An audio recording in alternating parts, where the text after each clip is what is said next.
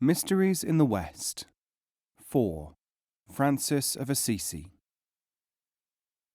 Even though you tie 100 knots, the string remains one. Rumi. Most people know that St. Francis of Assisi was a light-hearted troubadour of Italy who experienced a religious conversion and became a saint with an uncanny influence over animals and birds. It is on record that the troubadours were a relic of Saracenic musicians and poets. It is often agreed that the rise and development of the monkish orders in the Middle Ages was greatly influenced by the penetration of Muslim dervish organization in the West. Studying St. Francis from this point of view, certain interesting discoveries become possible. Francis was born in 1182, the son of Pietro Bernardone, a merchant of fine stuffs, and his wife, Madonna Pica.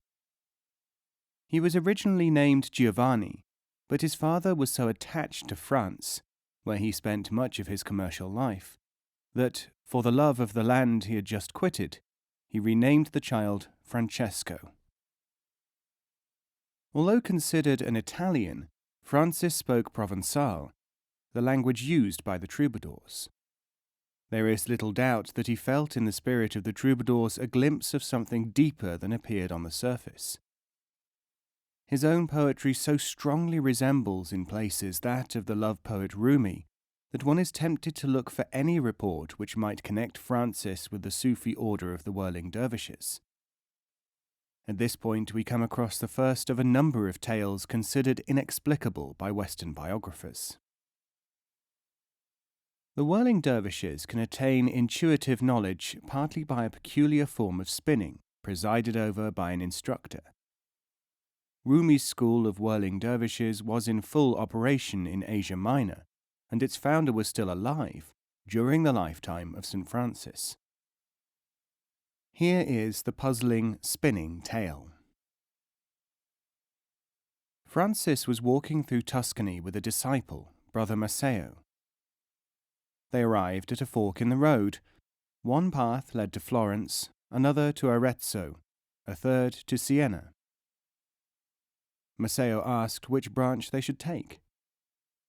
The road which God wills.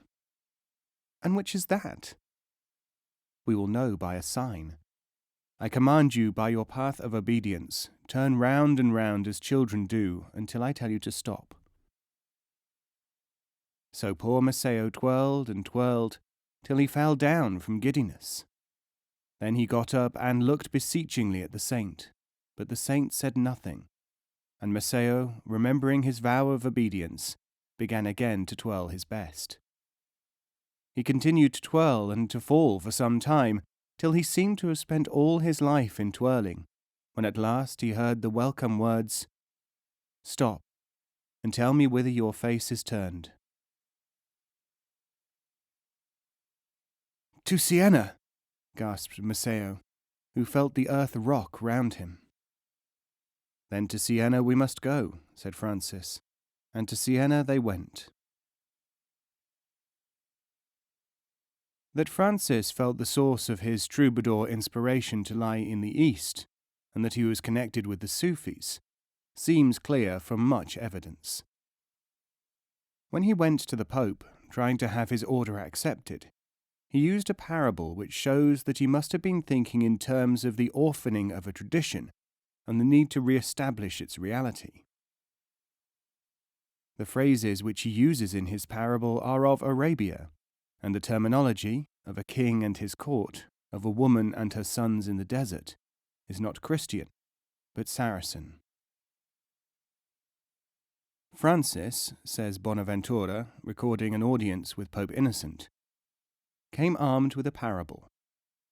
There was, he said, a rich and mighty king who took to wife a poor but very beautiful woman, who lived in a desert, in whom he greatly delighted, and by whom he had children who bore his image. When her sons were grown, their mother said to them, "My sons, be not ashamed, ye are the children of a king." And she sent them to the court, having supplied them with all necessaries. When they came to the king, he admired their beauty, and seeing in them some resemblance to himself, he asked them, "Whose sons are ye?" When they replied that they were the sons of a poor woman dwelling in the desert, the king, filled with much joy, said, "Fear not, ye are my sons, and if I nourish strangers at my table, how much more you, who are my legitimate children." The tradition that the Sufis are the esoteric Christians out of the desert, and that they are the children of a poor woman, Hagar, wife of Abraham, because of their Arab descent, fits completely with the probability that Francis had tried to explain to the Pope that the Sufi stream represented Christianity in a continuing form.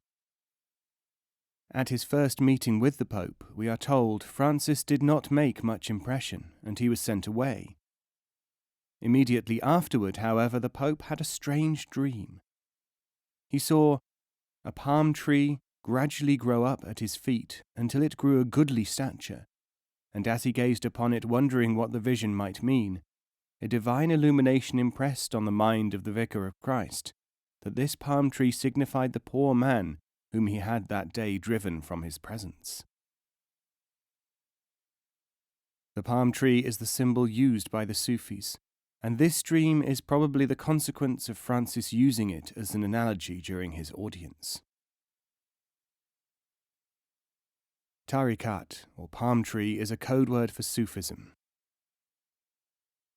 The Sufi wayfarer belongs to a tariqa, the word meaning more than path or way. Tariqa is course, rule of life, line, streak, chief of a tribe, means, order of dervishes. The nearest approximation to the sense of this word is way in English, the way of doing a thing, the way upon which a person is travelling, the way as an individual. I am the way in a mystical sense. As with other Arabic triliteral roots, the TRQ root and its derivatives contain elements associated with Sufism and the esoteric tradition. Tak, the sound of a musical instrument. Tatarakli, to aim at, to wish, to draw near to. Atrak, to remain silent with downcast eyes. Tarakli, to open the way to. Tarak, to come to anyone by night. Turkat, way, road, method, habit.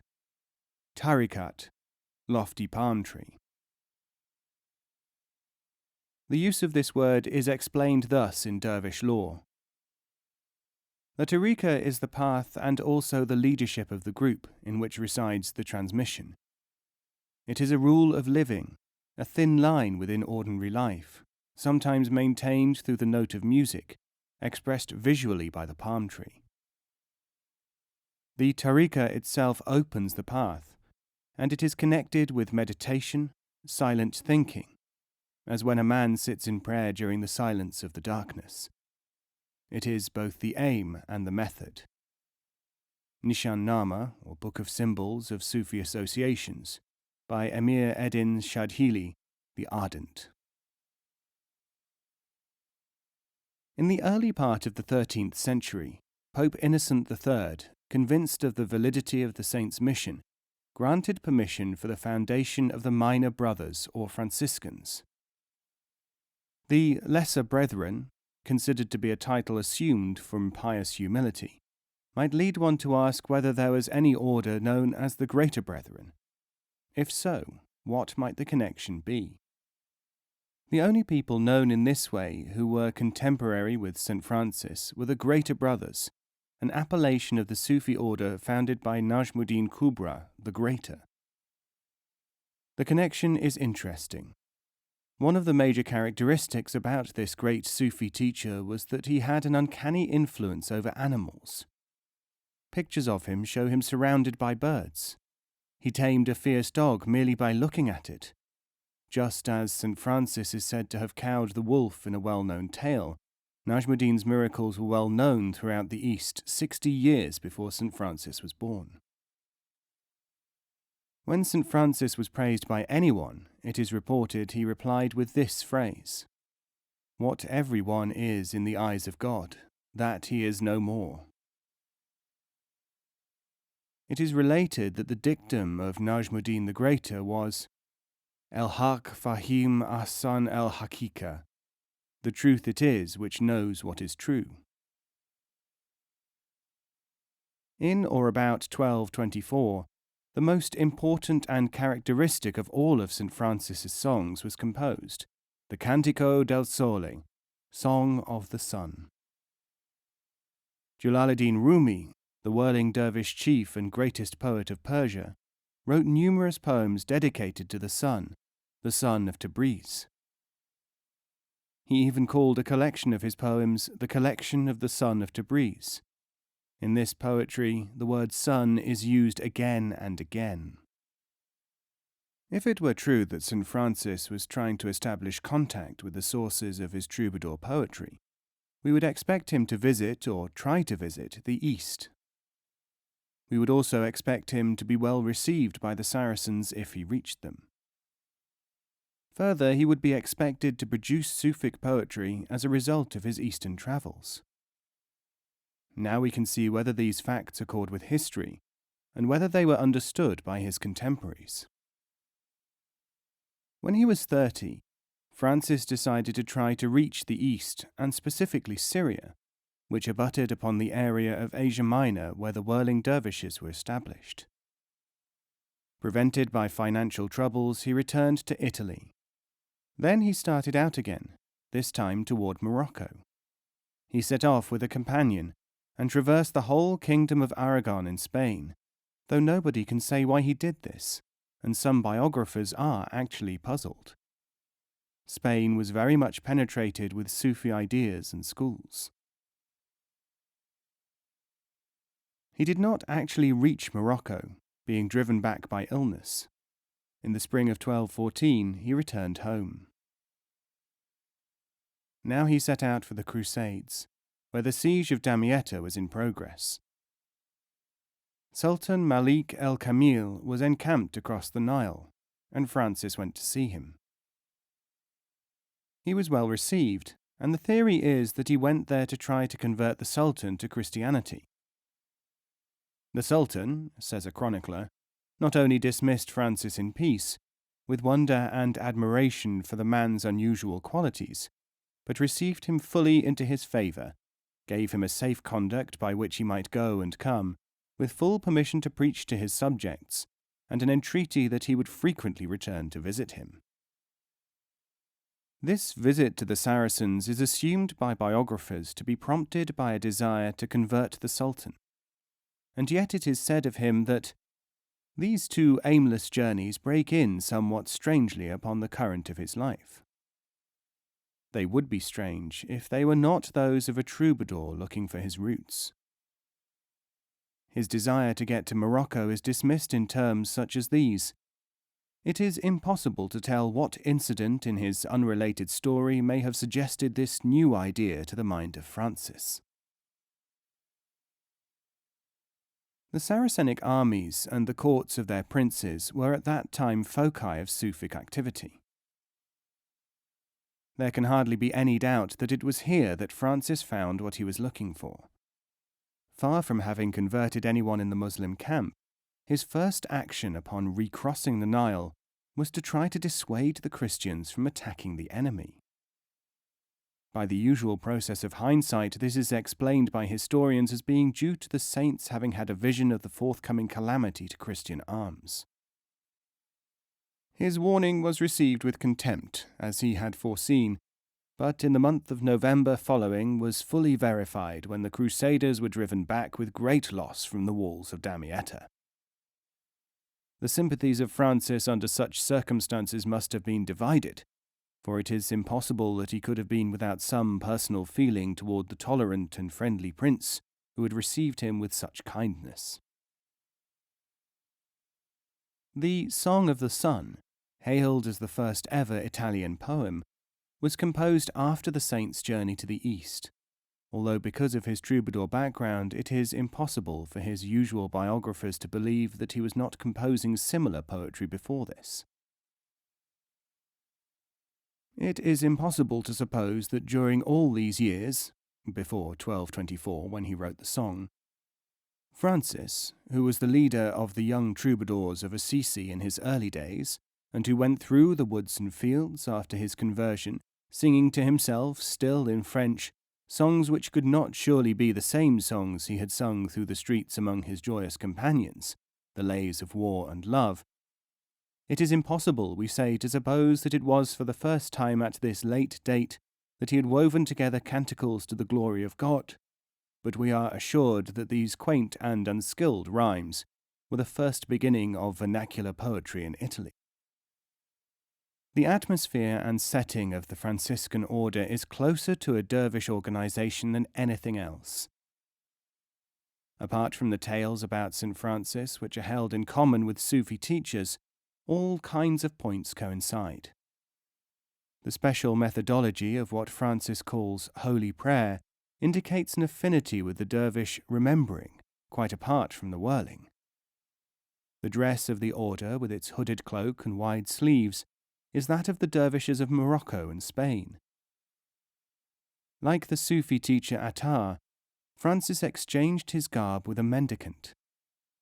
He saw a seraph with 6 wings, an allegory used by Sufis to convey the formula of the Bismillah. He threw away spiked crosses which were worn for purposes of self-mortification by many of his monks. This action may or may not have been exactly as it is reported.